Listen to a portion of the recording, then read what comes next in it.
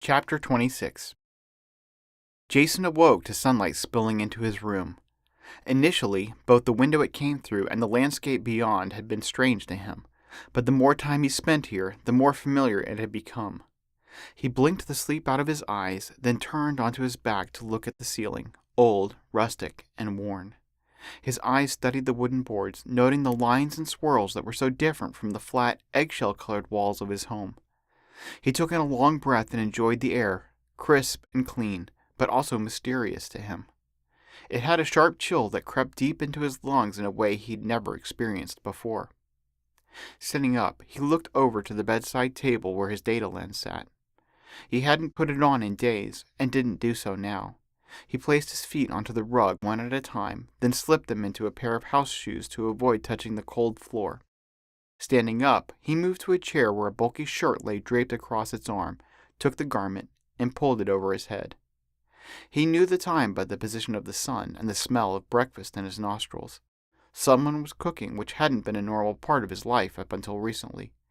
Growing up on synthetic meals, he was accustomed to food appearing fully formed without human preparation. Now he smelled sausage and assumed eggs would accompany it.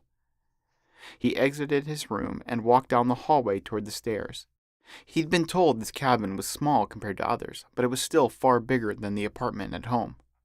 The stairs opened up into a large kitchen where he found his father standing at the stove. "Hey, Dad." The sleep clung to his voice. His dad turned and gave him a broad smile. "You're up early." He beamed back. "Not as early as you." Well, someone has to keep us all fed around here." "Today it's you, I guess." "Today it's me." Jason headed for the kitchen door. "I'm going to go see Mom." "I'll be out in a sec. This is almost done." Jason pushed through the old-fashioned swinging door, which opened to reveal a gorgeous vista framed by two large mountains on either side of a valley populated by a frozen lake and numerous spindly trees. The cold air stung his face, but he relished how far removed it was from Houston's thick and humid atmosphere. His mom was sitting at a large table on the patio and turned to greet him, putting her cup of coffee down and reaching out with her arms. He leaned over and obliged, letting her pull him into a tight hug. Her baggy, comfortable sweatshirt enveloped him along with her embrace. "Good morning, kiddo." He'd missed her voice, now soft and low. He'd missed the way she said kiddo. He'd missed her smile. He'd missed the way she held him close, and right now, he didn't want to let go. They stayed in this position for a long time. Finally, she released him, and he stood up as she reached up to wipe away the wetness around her eyes, then patted the chair beside her. "Have a seat." He sat down, sharing the view and enjoying the stillness. This was new for him, enjoying the stillness. Before this week, he'd have been nervous and agitated sitting for so much time with nothing to do. He'd want to be on his data lens or visiting a friend, doing anything as long as it was active. But ever since his mom and dad had picked him up from Mr. Marcus, he appreciated these moments. Not that he wouldn't be out roaming through the woods in an hour or so, but the silent parts were good too. His mom spoke quietly, still looking out over the lake. "I'm worried about you, Jason. Last week was hard." He closed his eyes, the ache in his heart almost overwhelming. "I missed you too, Mom. When I thought I wouldn't see you again." He shuddered. She reached over and squeezed his hand. "I know. Those days in jail I felt torn away from you. All I could think of was how much it hurt to be separated." "It wasn't your fault. Dad told me you did the right thing, and bad people didn't like it." He said this for both of them. "I'm just happy we can all be together now." Her hand was warm in his, and when she spoke, her tone was light and tender. "Me too, kiddo. Me too." He smiled, trying to ease the tension. "Well, I'm happy Dad got you out. He won't tell me anything about what you did, but I'm sure it was cool. At least Nevaeh will think so."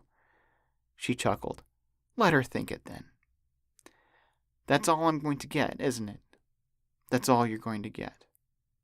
And that was fine with him. Daniel carried 3 plates outside with him as he joined Anna and Jason, loudly announcing his entrance as if presenting food to royalty. "Fried eggs and sausage." He amended the proclamation with a less enthusiastic admission.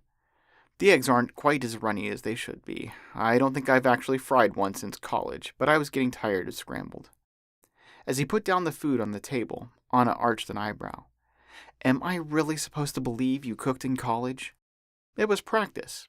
He allowed a roguish grin to cross his lips. I always had an idea that I'd prepare a fancy breakfast for my wife one day. Jason crossed his arms in mock accusation. So why didn't you ever make her one? Anna copied him with a teasing smile. Yeah, why didn't you ever make me one? Daniel fell into a chair across from them and laughed lightly. I honestly can't say. Sometimes we forget our dreams as we get swept up in new ones, I suppose. Assuming I'm the dream in question, I'll let it pass. Anna gestured at the valley behind them. But so long as we're speaking of dreams, I have to say, this is quite the fantasy. He twisted in his chair to contemplate the view and breathe in the cool air. It is that. He took a few seconds to take it all in, then turned back around. When Lisa said she would help us out, I sure wasn't expecting anything like this. I wasn't aware her family had money. If you knew her tastes, you wouldn't be surprised. Her mother does some high-exec work with synthetics. Daniel looked down at his plate. Pretty ironic. Jason cocked his head. What's ironic, Dad? He pointed to their food. Everything on our plates is fresh. Lisa told us they get this place stocked up anytime someone comes out to stay here. The irony is they can only afford it because they sell people like us the fake stuff. Anna put down her fork, her eyes scanning the horizon. This land, too. Only the very rich own places like this. She let out a wistful sigh. I guess as far as being off the grid goes, we couldn't ask for anything better. Daniel heard something sad in her voice, an undercurrent that had been with her the past week. Her mood had fluctuated from relief to morose, and he knew the loss of her former partner, Carrie, weighed heavy on her. A sudden sound of movement on the deck interrupted the moment, and he bolted to his feet. He was shocked when a lone figure rounded the corner of the cabin dressed in a plush red coat, her breath visible in the air. Councilwoman Savitri Shaw. Perplexed and alarmed at the appearance of Shaw, Anna rose to join Daniel. She spared a glance at Jason, still seated and eyeing the councilwoman with confusion, and shared his puzzlement. She knew he'd recognize her, thanks to the constant buzz of news surrounding the bombing, but they hadn't seen another living person in the past week and hadn't expected to. Returning her attention to Shaw, who was uncharacteristically alone with no aides or security personnel in sight, she skipped any kind of greeting. "Councilwoman, what are you doing here?" Shaw broke into a wide smile, ignoring the question. "The Flynn family. You look so cozy together. It's such a nice thing to see after the past few weeks you've had." She approached the table and spread her hands out toward the chairs. "May we sit?" She wasn't asking. Anna glanced at Daniel, unsure how to respond, then back to Shaw as she decided to let the scene play out. "Of course." As they sat, she leaned over and whispered to Jason, "Now might be a good time for you to go do some more exploring toward the lake." His face fell, but he didn't protest. He stood up and performed a slight bow. "It was nice to meet you, Mrs. Councilwoman." Shaw turned her toothy smile toward him. "You as well, Jason. Someday I would love the chance to get to know you more." Before he could leave, Anna touched his arm. "Don't go too far, and take your data lens so we can get in touch with you."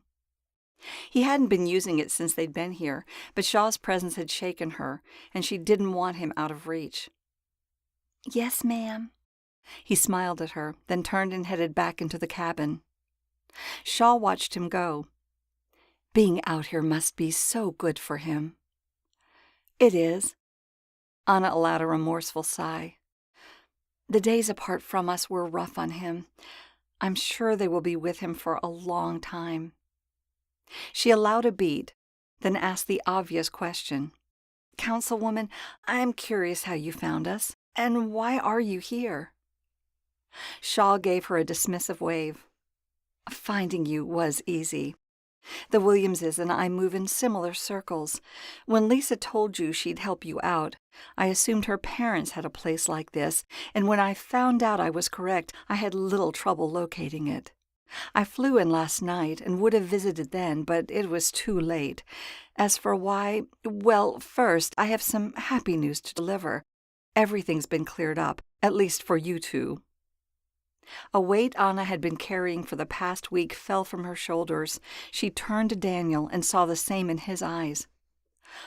"We're no longer fugitives?" "The opposite, in fact.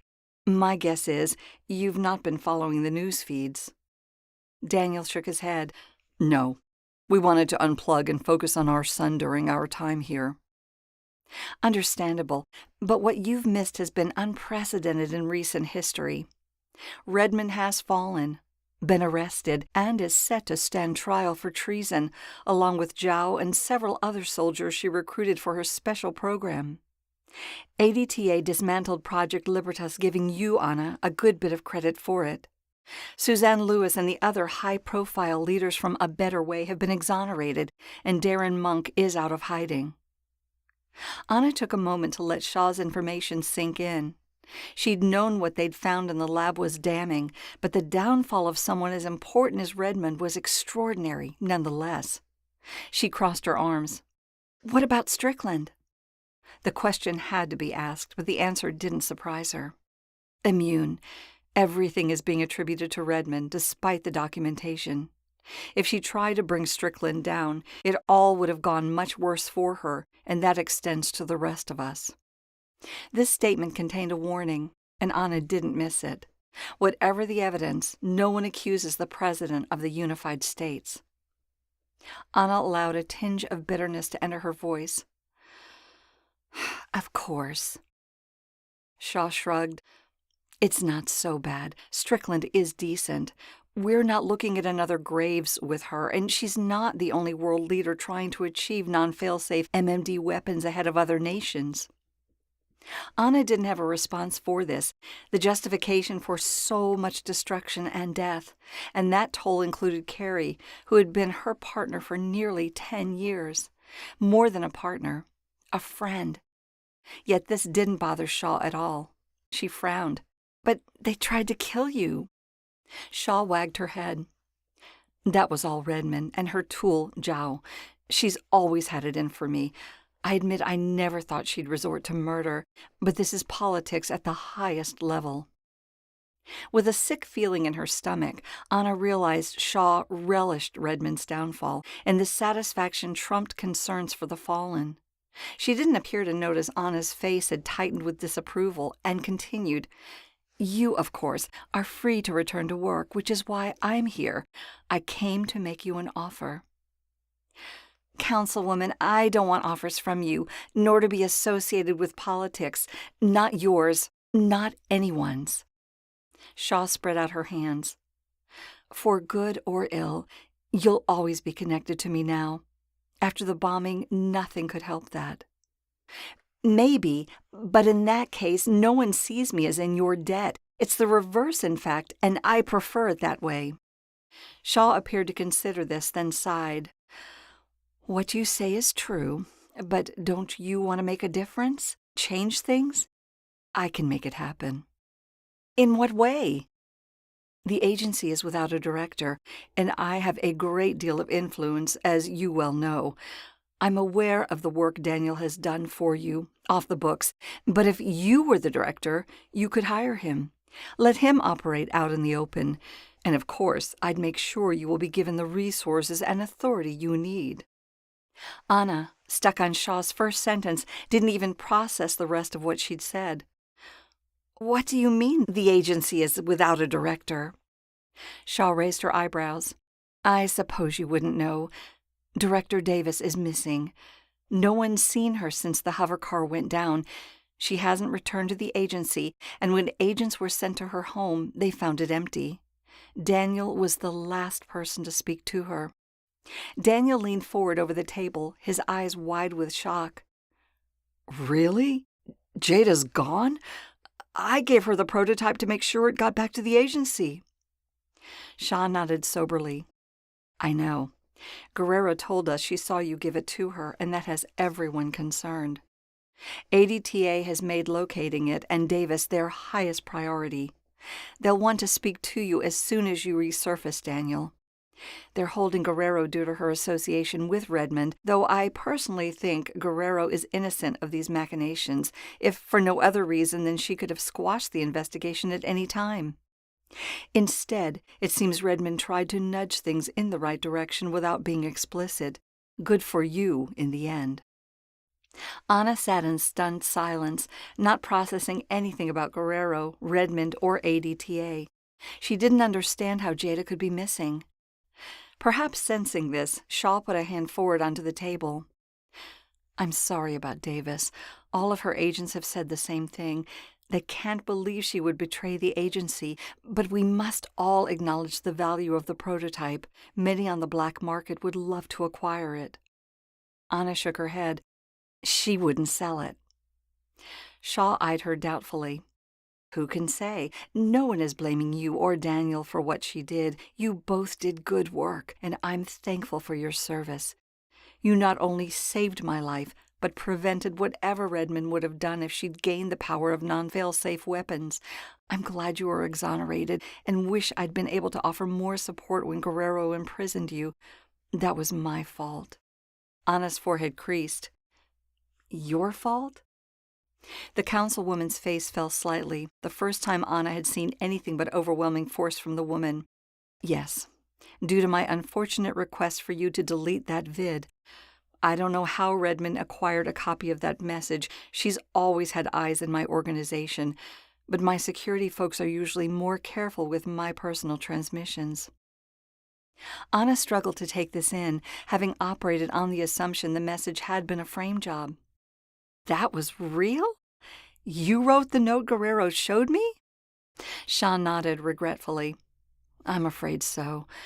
I was certain Feeney hadn't been developing anti-failsafe tech, but no one would care about the truth if the vid became public. Since you and I had an alliance, it seemed prudent to ask you to dispose of it. But how did you know about it in the first place? Only Guerrero, Jada, and a few other agents had seen it, none of whom would have told you. The older woman's frown shifted into an impish smile. Not a person, but definitely a who. Anna considered this. Simon? Simon. I haven't always been a politician. I used to be in leadership at a company named Tech Now. We built AI, and years after I left, they created Simon. A look of distaste crossed Daniel's face. They give you back doors into their AI? They do. She held out her palms. It's all part of the game. When I left Tech Now, I continued to work with them as I gained political influence. Why do you think Simon is at your agency instead of some other bot? It's because of me, and be grateful for it. He is the best there is. Realization dawned on Anna. Simon told you about what was happening at the assembly plant? That's why you went there. He did. Simon has proven to be quite useful to me. Anna sat with this revelation for a moment and found it didn't surprise her as much as it probably ought. Maybe her sense of ethics had become jaded, but her primary concern lay with the note from Shaw.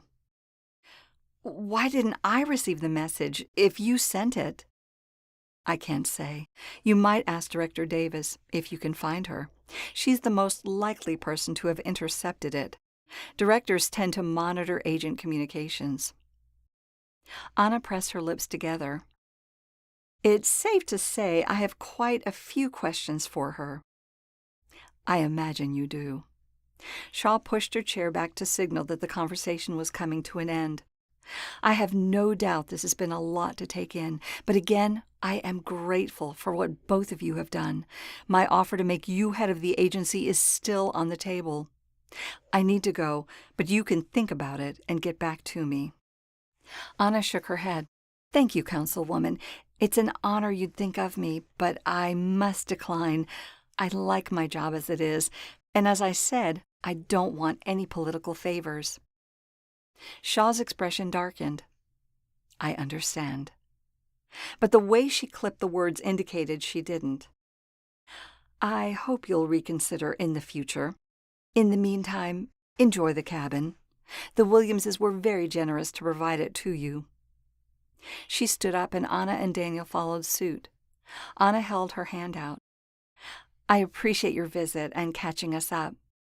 Shaw took it and pumped with formality. Of course. When she'd gone, a heavy weight constricted around Anna's chest as they retook their seats. Jada? The single word was a statement of disbelief in the form of a question.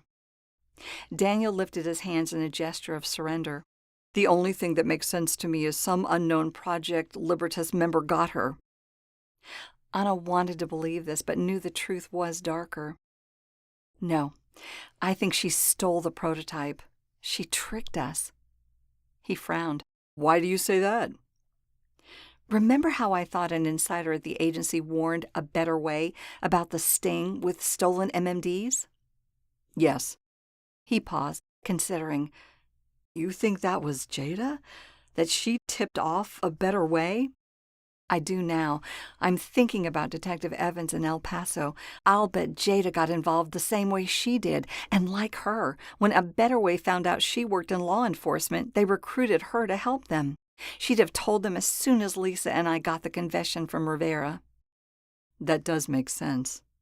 He hesitated. If you're right, does that mean all that time she helped us to exonerate you, she only wanted to find the prototype? Maybe, but I'd like to think it was more than that. She and I go way back, though clearly we weren't as close as I thought. A bitter taste rose in the back of Anna's throat. But it was a betrayal, no matter how mixed her motives. She used us. Daniel reached across the table and took her hand. I'm sorry, love. That's hard. You've trusted her for 2 decades of your life. Anna looked down, and her eyes traced his fingers, traveled up his arm, then landed on his face. A tear welled in the corner of one. She sat there and said nothing when Guerrero put me in prison. If she intercepted the messages Shaw suggested, she let me go down instead of stopping it. Daniel pursed his lips. I suspect in her mind, letting Guerrero arrest you so I could break you out was the best way to end up with the prototype. Now I understand why she came to me, twice in fact. She wanted me to do the dirty work and to keep it all hidden. The quiet fury in his voice gave evidence of his anger. He wouldn't shout or become red-faced, but rather adopted this calm visage of steel and ice. Her own face tightened, and the tear that had been rolling down her cheek fell to the table. Another did not follow. I know where she is. The commune? Yes, and I have the location, courtesy of Detective Evans. His eyes didn't waver. Are we going after her? She drew in a breath and broke eye contact, glancing up into the sky. It had been blue and clear, but clouds were gathering. It might start to rain. If so, they should summon Jason back soon. I haven't decided. He nodded and tightened his hand around hers. The gesture spoke volumes, and she met his eyes again. She didn't need to know what to do next, because this time, whatever they did, he would be with her. They would do it together.